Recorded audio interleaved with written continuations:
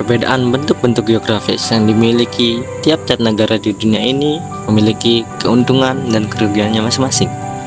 Seperti contohnya, di negara Timur Tengah terdapat sangat banyak hamparan gurun yang luas.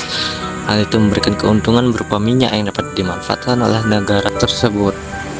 Namun, di sisi sebelah timur belahan bumi, contohnya seperti negara-negara Asia, sangat banyak negara yang didominasi oleh lautan, sehingga hal ini disebut sebagai negara maritim. Negara maritim merupakan sebuah kondisi geografis yang dimiliki oleh sebuah negara di mana negaranya didominasi oleh lautan dan biasanya daratannya berbentuk kepulauan yang sangat banyak. Negara-negara maritim ini memanfaatkan potensi-potensi yang dimiliki oleh laut sebagai sumber kehidupan mereka. Seperti halnya negara Jepang. Jepang merupakan salah satu contoh negara yang sukses berkat berbagai faktor. Salah satu sektor yang menguntungkan negara Jepang adalah sektor lautnya. Jepang memiliki banyak sekali kehidupan di bawah lautnya. Jika dipadukan dengan sektor teknologi yang maju, hal itu dapat memberikan kemudahan kepada para nelayan di negara tersebut. Seperti halnya GPS. Banyak nelayan di sana sudah memanfaatkan GPS untuk mengetahui daerah mana yang memiliki banyak ikan. Akibat pemanfaatan sektor lautnya ini, Jepang berhasil memiliki armada perikanan terbesar di dunia. Namun, dalam pemanfaatan sumber daya alamnya ini, negara juga memiliki batasan. Setiap negara di seluruh dunia sudah diatur terkait luas zona lautnya oleh PBB dalam UNCLOS atau United Nations Convention of the Law of the Sea, di mana dalam konvensi ini, khususnya dalam pasal 3 disebutkan bahwa sebuah negara pantai memiliki hak untuk menetapkan lebar laut teritorialnya tidak melebihi 12 mil laut yang diukur mulai dari garis pangkal. Dalam zona laut teritorial ini, sebuah negara memiliki kedaulatan penuh atas ruang udara, dasar laut, dan tanah di dalamnya. Hal ini tercantum dalam pasal 2 UNCLOS. Selain zona laut teritorial, terdapat juga zona laut tambahan, zona ekonomi eksklusif, landas kontinen, dan laut lepas. Zona-zona tersebut dibedakan dengan tujuan yang berbeda. Materi pertama yang akan saya bahas di sini yaitu mengenai konsep dasar zona laut. Sebagian besar permukaan bumi diisi oleh lautan. Sekitar 71% permukaan di bumi didominasi oleh perairan. Bahkan sekitar 80%-nya kehidupan di bumi ada di bawah permukaan laut. Istilah laut dapat mengacu kepada badan air asin yang sebagian besarnya hampir menutupi permukaan bumi. Laut memiliki beberapa fungsi, yaitu dapat menjadi sumber makanan bagi keberlangsungan hidup umat manusia, sebagai alur lintas perdagangan, sebagai tempat sarana untuk berekreasi, atau bahkan dapat menjadi alat pemersatu dan pemisah bangsa. Seiring dengan perjalanan waktu, hukum internasional perlahan telah mengalami perkembangan yang sangat signifikan mengenai bagaimana cara mengatur laut. Sebagai common heritage of mankind, lautan merupakan warisan bersama bagi seluruh umat manusia, yang artinya setiap negara berhak untuk melakukan kepentingannya dan berhak untuk memanfaatkan sumber daya lautnya. Dengan begitu, hal inilah yang juga dapat memicu timbulnya konflik jika setiap negara melakukan klaim terhadap laut tanpa adanya batas serta sebuah aturan yang mengatur hak serta kewajiban untuk setiap negara mengenai batas laut. Hal ini memiliki keterkaitan dengan kedaulatan dan keamanan negara. Konflik mengenai wilayah laut dapat timbul disebabkan oleh perbatasan wilayah yang sangat berdekatan dan di mana masing-masing negara yang berkonflik menggunakan prinsip mereka yang berbeda-beda mengenai penetapan batas wilayah dan klaim terhadap laut. Menurut Binkershoek, dengan teori Cannonball-nya membuktikan jika lebar laut yang bisa dimiliki oleh negara yang berpantai yaitu sebanyak 3 mil laut yang diukur dari titik terendah air laut surut atau low water line. Jarak ini digunakan untuk mengukur dan menguji seberapa jauh tembakan meriam dari garis pantai. Walaupun teori Binkershoek pada abad ke-20 tidak diterima sebagai hukum kebiasaan internasional formal, akan tetapi terdapat banyak negara-negara yang mengadopsi atau menerapkan teori ini untuk menentukan lebar wilayah laut negara mereka masing-masing. Materi selanjutnya merupakan pembagian zona laut yang berdasarkan United Nations Convention on the Law of the Sea tahun 1982. United Nations Convention on the Law of the Sea atau yang biasa disingkat dengan UNCLOS 1982 merupakan hukum laut internasional yang diterapkan oleh negara-negara yang ada di dunia. Konvensi ini membagi zona laut yang ada di dunia menjadi beberapa zona, yaitu laut teritorial, zona tambahan, zona ekonomi eksklusif, landas kontinen, dan juga laut lepas, di mana setiap zona tentunya memiliki ciri-ciri mereka tersendiri. Laut teritorial merupakan zona atau wilayah laut yang diartikan sebagai perairan yang memiliki jarak 12 mil atau sekitar 22,2 km dari garis dasar atau garis pantai suatu negara. Di dalam laut teritorial ini, negara memiliki hak penuh untuk mengeksplorasi sumber daya alam yang berada di laut tersebut dan juga memiliki kewenangan untuk membuat regulasi serta kegiatan di atas laut juga ruang udara yang berada di atasnya. Namun, selain hak-hak tersebut, negara juga memiliki kewajiban untuk menghormati hak lintas damai dan kepentingan internasional lainnya yang dimiliki oleh kapal-kapal dari negara lain, selama kapal-kapal tersebut tidak mengganggu keamanan wilayah laut negara tersebut. Sedangkan, zona laut tambahan merupakan zona perairan yang terletak di luar laut teritorial yang memiliki jarak maksimum sekitar 24 mil dari garis pantai yang sebelumnya digunakan untuk mengukur zona laut teritorial. Di zona tambahan ini, walaupun tidak sekuat wewenang yang dimiliki di atas laut teritorial, negara tetap memiliki wewenang untuk melakukan pengawasan untuk mencegah terjadinya pelanggaran dan menegakkan hukum jika terjadi pelanggaran di wilayah laut mereka. Zona ekonomi eksklusif adalah zona perairan yang memiliki batas yang mencapai 200 mil dan diukur dari garis pantai terdekat atau dari garis pangkal di mana laut teritorial mulai dihitung. Jadi dapat dikatakan bahwa zona ekonomi eksklusif merupakan kawasan perairan yang bersebelahan dengan laut teritorial dan menjadi batas terluar dari suatu negara. Karenanya, tidak jarang banyak terjadi permasalahan yang terjadi di zona ini akibat kekeliruan batas laut yang dialami oleh dua negara atau bahkan lebih. Salah satunya seperti terjadinya illegal fishing. Di sisi lain, landas kontinen atau continental shelf merupakan wilayah laut yang memiliki kedalaman air laut yang mencapai 200 meter yang diukur dari garis pangkal pantai. Landas kontinen sebelumnya telah dibahas pada Konvensi Hukum Laut Internasional 1 pada tahun 1958, di mana konvensi tersebut menetapkan bahwa terdapat pemberian wewenang kepada negara pantai untuk mengeksplorasi kekayaan alam yang terkandung di wilayah landas kontinen tersebut. Kekayaan alam yang dimaksud adalah kekayaan alam yang terdapat di permukaan dan di bawah atau di dalam landas kontinen tersebut. Lalu yang terakhir ada laut lepas. Laut lepas didefinisikan sebagai perairan yang tidak termasuk ke dalam laut teritorial maupun zona ekonomi eksklusif dari sebuah negara. Laut lepas, seperti namanya, merupakan wilayah perairan yang tidak dimiliki oleh negara manapun, yang artinya semua negara memiliki kebebasan untuk memanfaatkan dan menggunakan laut lepas tanpa terhalang peraturan atau kebijakan dari negara lain. Kebebasan di laut lepas ini tetap berada di bawah aturan-aturan hukum internasional yang mencakup kebebasan untuk berlayar, menangkap ikan, riset ilmiah, dan kebebasan lainnya selama kebebasan tersebut tidak mengganggu hak-hak negara lain. Mengenai aspek hukum dan kebijakan zona laut, negara memiliki hal yang disebut sebagai hak kedaulatan, terutama jika terkait dengan eksploitasi sumber daya alam.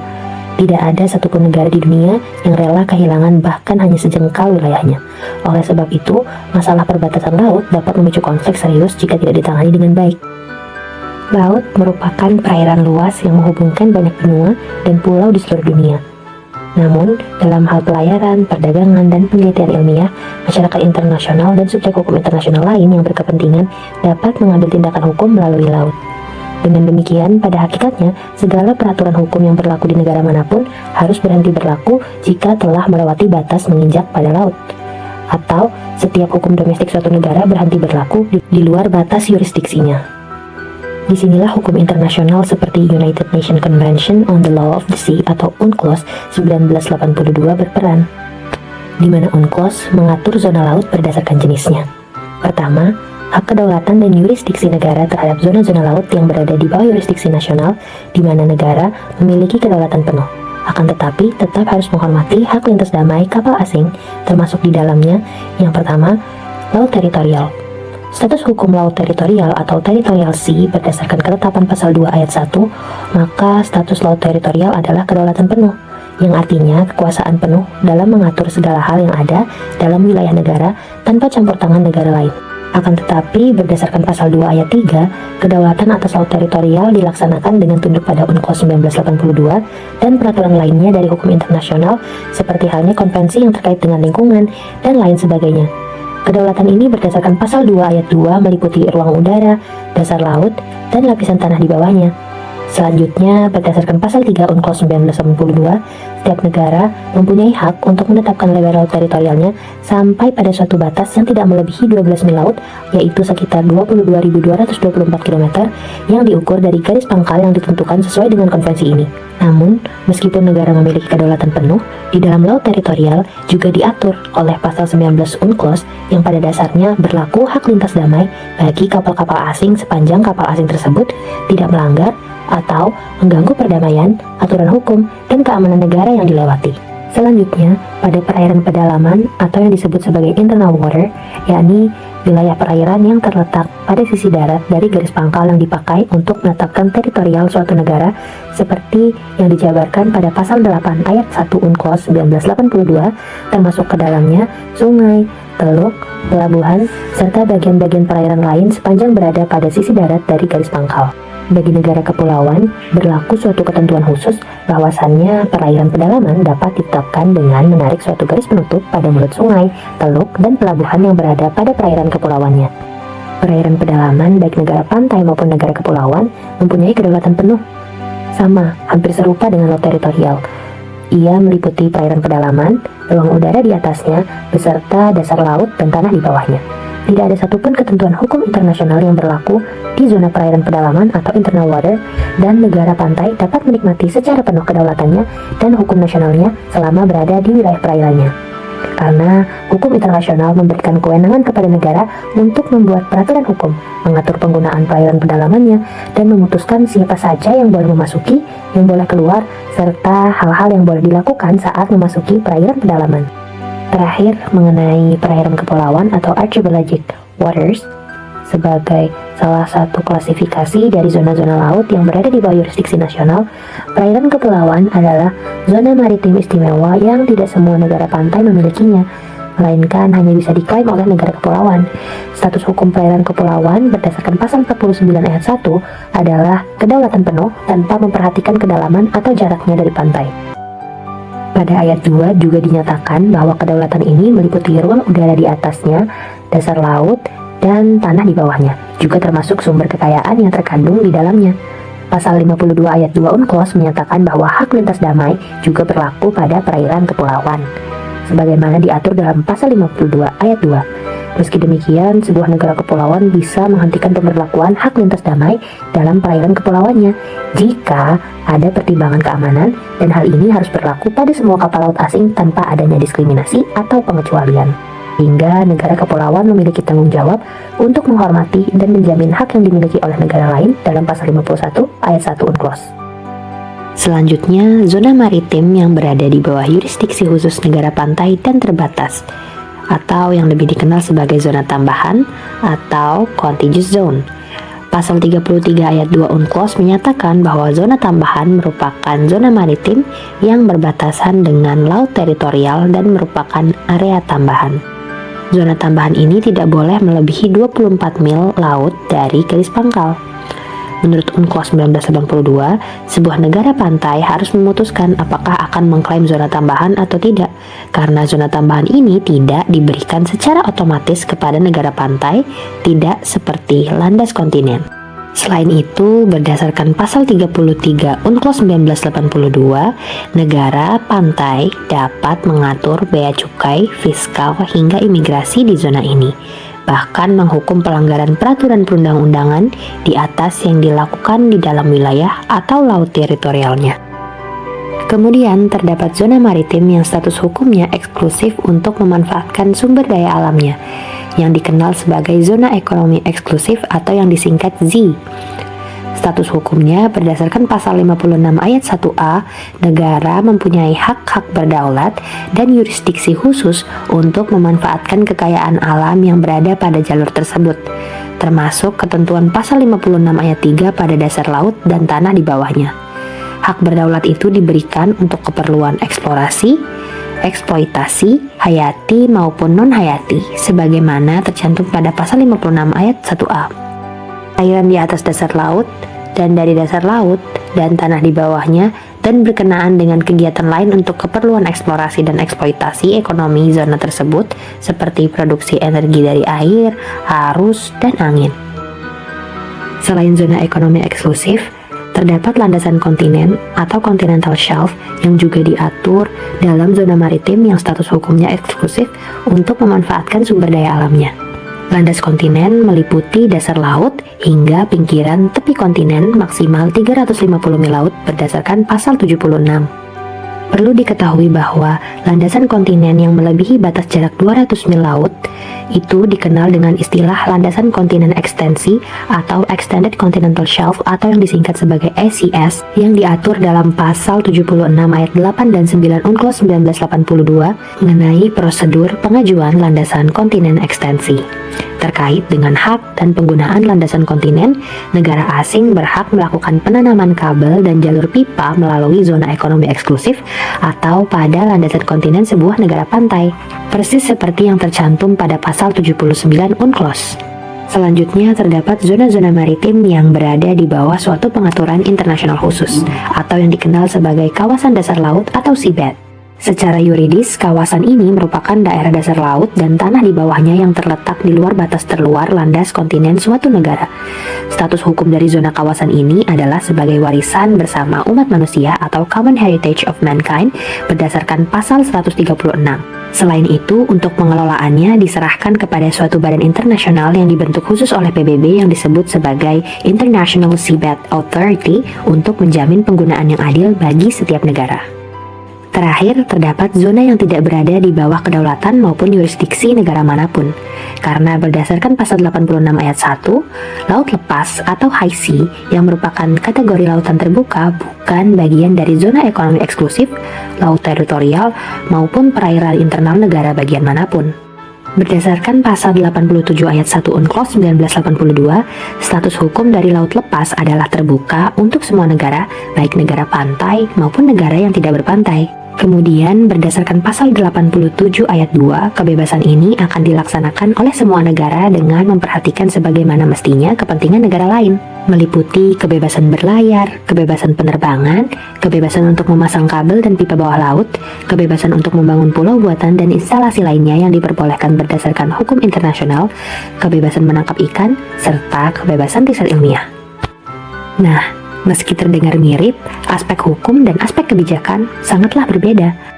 Aspek hukum adalah aturan yang sifatnya mengikat dan biasanya berhubungan dengan aturan, norma, atau prinsip yang mengatur pembagian zona laut atau batas wilayah yang sah, baik di tingkat nasional maupun internasional.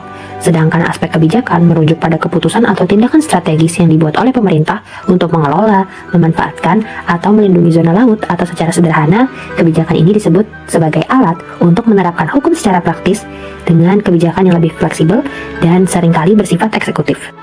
Atau secara lebih sederhana, dapat dikatakan aspek hukum menyediakan landasan aturan, sementara kebijakan adalah cara pemerintah untuk memanfaatkan dan menerapkan hukum tersebut secara lebih strategis. Misalnya pada implementasi regulasi zona laut dalam undang-undang domestik. Indonesia dan Singapura merupakan dua negara yang berdekatan dan memiliki kedaulatan, hak, dan kepentingannya masing-masing atas daerah mereka. Dengan kondisi yang berdekatan, jarak mereka sangat dekat, sehingga perlu adanya kepastian hukum tentang batasan zona laut kedua negara. Sehingga pada tanggal 25 Mei 1973 di Jakarta, Indonesia dan Singapura telah menandatangani perjanjian garis laut teritorial dan disahkan dengan Undang-Undang Nomor 7 tahun 1973. Namun, seiring berselangnya waktu, kemudian berlakulah Konvensi Hukum Laut Internasional pada tahun 1982 yang berlaku secara universal. Dengan berlakunya konvensi ini, banyak peraturan-peraturan sebelumnya yang tidak berlaku lagi dan digantikan dengan kesepakatan yang baru. Akibat dari konvensi ini, terdapat perubahan lebar laut kedua negara yang mulanya hanya 3 mil laut menjadi 12 mil. Hal ini menjadi masalah bagi negara-negara yang berbatasan dan tidak memiliki laut teritorial yang mencapai lebar 24 mil seperti halnya Indonesia dan Singapura yang lebar garis laut teritorialnya kurang dari 15 mil laut. Dalam mengatasi pembaruan tersebut, Indonesia dan Singapura pun menyelesaikan permasalahan tersebut dengan membuat perjanjian penetapan batasan laut. Pada tahun 2014, kedua negara memperbarui perjanjian yang sebelumnya dilakukan pada tahun 1973 dengan menggunakan koordinat World Geodetic System 1984 datum atau yang disebut dengan WGS 84D. Dalam pemutusan ini, Indonesia menggunakan titik dasar di Pulau Nipa yang terletak pada titik koordinat berikut dan berikut sebagai batas pengukuran maritim Indonesia. Dan pada pasal 1 perjanjian antara Indonesia dan Singapura tentang penetapan garis batas laut wilayah kedua negara di bagian barat Selat Singapura, terdapat keputusan titik-titik koordinat dalam menentukan batasan antara kedua negara tersebut sebagai berikut.